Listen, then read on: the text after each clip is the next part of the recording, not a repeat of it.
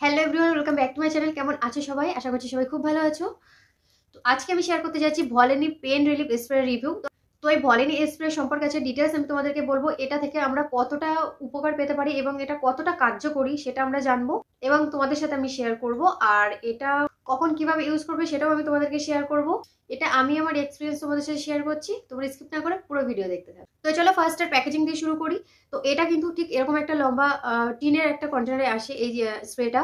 তো এটা হোয়াইট আর অরেঞ্জ কালারের কম্বিনেশন আছে। তো তোমরা যদি একটু পেছন সাইডে আসো তাহলে এখানে কিন্তু তোমরা দেখতে পাবে এক্সপায়ারি ডেট এবং এর প্রাইস, তোমরা দুটোই দেখতে পাবে। আর এটা কিন্তু ঠিক এরকম একটা স্প্রে সিস্টেম, যেটা কিন্তু স্প্রে করতে আমাদের সুবিধা হবে অনেকটা, দেখতে পাচ্ছ। তো এটার কিন্তু জেলও আছে।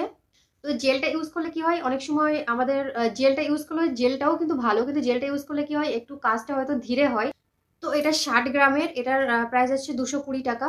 তো এটা কিন্তু তোমরা তোমার যে কোনো মেডিকেল শপে তোমরা এটা পেয়ে যাবে অ্যাভেলেবেল। এই স্প্রেটা কিন্তু খুব দ্রুত আমাদের ব্যথাকে নির্মূল করে। এটা কিন্তু বিভিন্ন ব্যথাকে নির্মূল করতে খুব ভালোভাবে সাহায্য করে, যেমন ঘাড়ের ব্যথা, কোমরের ব্যথা এবং বিভিন্ন জয়েন্টের ব্যথা। যাদের এই সমস্যাগুলো আছে, যে কোনোভাবে পড়ে গিয়ে লাগা, হঠাৎ করে খেলতে খেলতে পড়ে যাওয়া, অনেক সময় এগুলো হয়। যারা জকিং করেন তাদের কিন্তু অনেক সময় এরকমভাবে চোট লাগতে পারে। তো সেক্ষেত্রে দ্রুত রিলিফের জন্য কিন্তু এই স্প্রেটা ইউজ করতে পারো।